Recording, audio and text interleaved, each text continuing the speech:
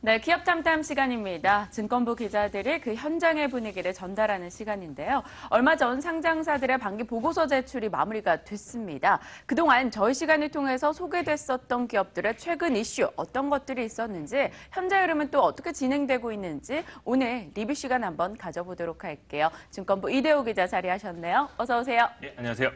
네, 하나둘씩 저희 리뷰를 좀 해보도록 할게요. 네. 저희 시간 통해서 굉장히 많은 종목들이 소개가 됐습니다.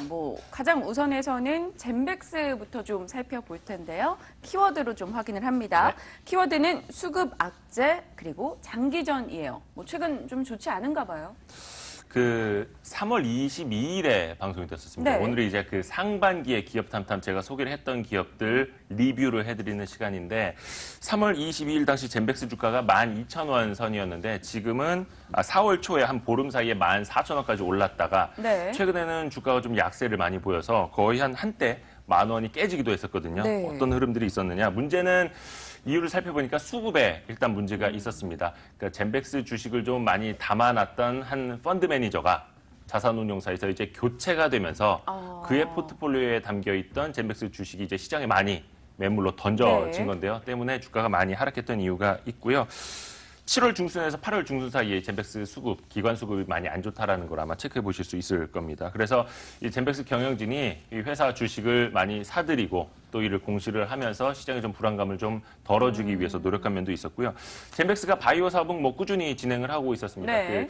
최근에도 한 가지 소식이 들려왔는데 알츠하이머병 환자에 대한 치료 효과를 검증하기 위해서 이제 임상 2상을 준비하고 있는데 환자 모집을 시작한다라는 소식도 전해왔습니다. 현재로서는 수급적인 이슈가 있었습니다. 그 가운데 여전히 바이오 사업에 대한 연구라던가 모멘텀은 가지고 있으나 좀 긴 시각으로 지켜볼 필요가 있겠다라는 이야기네요. 네. 자, 그럼 3월 29일에 방송된 종목이 바로 토박스 코리아입니다. 네. 키워드가 하이킥이에요. 이 종목은 좀 좋았나 봐요. 유아동 신발 편집숍인데 네. 그 신발 신고 거의 하이킥을 날렸습니다. 주가가요. 지난 4월 말에 스펙 합병 상장을 했는데 네. 스펙 합병 상장하기 한 달 전쯤 저희가 방송을 통해서 소개를 해드렸죠. 네. 당시 무상증자를 반영한 수정 주가 기준으로 주가가 방송쯤에 2,100원쯤이었는데 지금 한 3,000원을 넘어서 있죠. 토박스가 원래 좀 거래량이 많지가 않았어요. 네. 주주들이 좀 거래량이 많지가 않아서 문제다 이렇게 제기를 하니까 바로 100% 무상증자를 결정하는 등 좀 시장과 소통하는 좋은 측면도 좀 보여줬고요.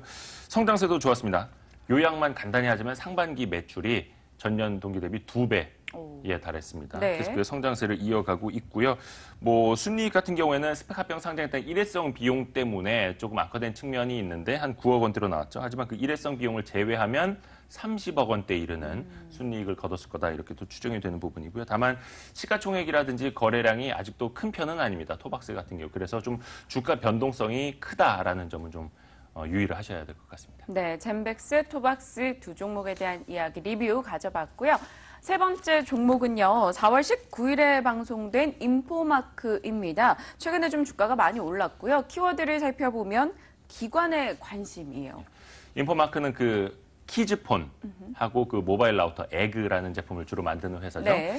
인포마크가 근데 사실상 그동안에는 기관 투자자들의 관심을 받는 주식은 아니었어요. 그런데 최근에 8월 말부터 좀 기관 매수세가 막 유입이 되면서 17,000원대에서 23,000원대까지 급등을 했거든요. 네. 근데 회사의 갑작스러운 변화는 없었다고 해요. 상반기에도 좀 직원을 많이 늘리는 등 좀 고정비가 늘면서 실적은 상대적으로 좋지 않았었거든요. 그런데 미래 사업을 기관 투자자들이 좀 주목을 하는 걸로 보입니다. 네. 그 미래 사업이 뭐냐? 내년에 중학교 그리고 내후년에 초등학교 이 코딩 교육이 의무화되거든요. 해서 그때 방송에도 설명을 해드렸습니다만 스마트 토이 사업을 좀 기관들이 주목을 하는 걸로 보이고요. 이외에도 IoT 즉 사물 인터넷이라고 하죠. 그러니까 여러 가지 전자제품에 통신이 되게끔 담화를 부착하는 건데 그 사업을 인포마크가 차세대 성장 동력으로 삼고 있습니다. 네. 또 약간 조금 요거는 뭐라 해야 되나 신박하다고 표현을 해야 될까요? 추구 관리 시스템이 있는데 이게 좀 이름은 어렵습니다만 바이오 캡슐, 알약 같은 걸 네. 키우는 소한테 먹여서 소의 생체 변화를 실시간으로 감시할 수 있는 거를 또 같이 개발하고 있거든요. 이런 게 또 주목을 받고 있고 또 요즘에 뜨는 AI 스피커 네. 사업도 준비하고 있는 게 기관 투자자들의 좀 관심을 받는 걸로 보입니다. 뭔가 다양한 분야의 노력을 하고 있는 것 같고요. 최근 먹거리에 대한 관심도 많았었는데 또 추구 관리 시스템 또 새로운 부분에 대한 이야기도 있었습니다. 앞으로의 이슈들 더 점검을 해보도록 하겠고요. 자, 6월 2일에 방송된 종목은 C큐브입니다. 키워드는 패러다임의 변화. 어떤 뜻을 가지고 있는 거예요? C큐브는 그 정보 보안업이죠. 서버 보안 쪽에 네. 이제 많은 매출을 갖고 있는데 C큐브 같은 경우에 사실 상반기에는 적자, 하반기에 흑자를 내는 구조였습니다. 지난 10여 년간 그런 패턴이었는데 그게 바뀐다는 개념이고요. 왜냐하면은 그 서버 보안 쪽에 이제 공공기관 등의 발주가 주로 연말에 많이 있습니다. 네. 그래서 C큐브도 과거에는 매출의 60%가량이 4분기에 이루어지는 특성이 있었는데 근데 올해는 상반기에 흑자를 냈습니다.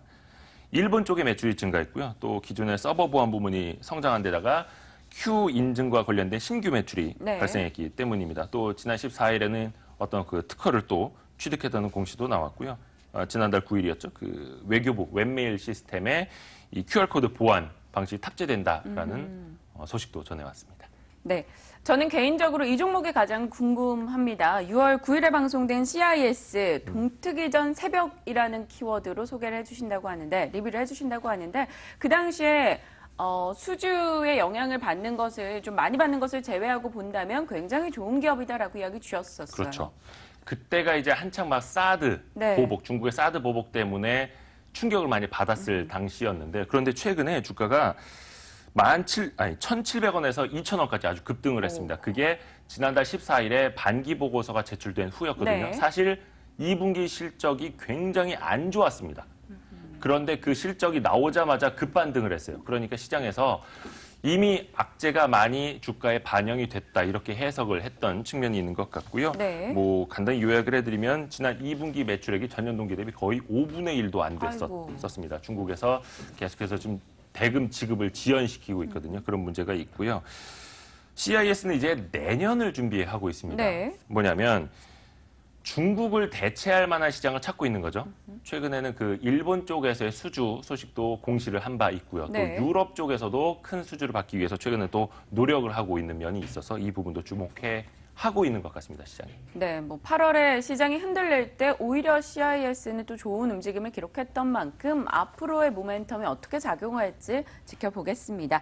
자, 이어지는 리뷰 종목은 6월 28일에 방송됐던 서부 T&D입니다. 키워드는 시간과의 싸움. 역시나 좀 긴 장기전 될까요? 아무래도 자산주이기 때문에 네. 시간이 굉장히 오래 걸리죠. 투자자들도 그래서 사실 인내가 필요한 종목이고요. 맞아요. 서부 T&D가 사실 방송 이후에 가장 주가가 좋지 않았습니다. 왜 그러냐면 일단 상반기 기존 사업들이 많이 둔화가 되면서 실적이 좋지 않았고요. 거기다가 유상증자라는 그 시장에서 악재로 해석하는 것이 하나 터지면서 주가가 좀 많이 떨어졌었는데요.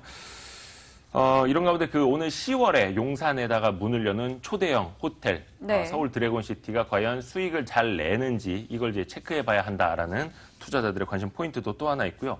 또 지난달 18일에 그 유상증자 공시가 하나 나왔는데 436억 원 규모입니다. 이 이후에 주가가 많이 빠졌죠. 근데 이걸 어떻게 볼 거냐? 신정동 그 서부 트럭 터미널 부지를 재개발하기 위한 하나의 비용인데 사실 재개발을 위해서는 기존의 입주 업체들을 보상금을 주고 내보내야 하는데 네. 그 작업에 쓰이는 돈이거든요. 그러니까 반대로 보면은 상당히 그 보상의 그 이른 시일 안에 합의가 됐다라는 측면에서 불확실성이 해소됐다 이렇게 또 해석을 하는 측면도 있는 거고요. 서부 T&D가 일단은 연말쯤에 도시첨단 물류단지 지정 신청서를 정부에 낼 계획이고 2019년 하반기쯤에 착공을 시작할 예정입니다. 그때쯤에 또 어떻게 변하는지도 좀 체크해 봐야겠고요. 네, 오늘 많은 종목에 대한 리뷰를 들어봤습니다. 서부 T&D, 젠백스, 투박스, CIS 등 각 이슈들 최근 점검해 드렸으니까요. 이 이슈가 또 변화가 포착될 때쯤 다시 한번 이야기 드릴 테니 저희 시간 함께 하시길 바랄게요. 자, 기업 탐탐 시간 꾸려봤습니다. 증권부 이대호 기자와 함께 했네요. 고맙습니다. 네.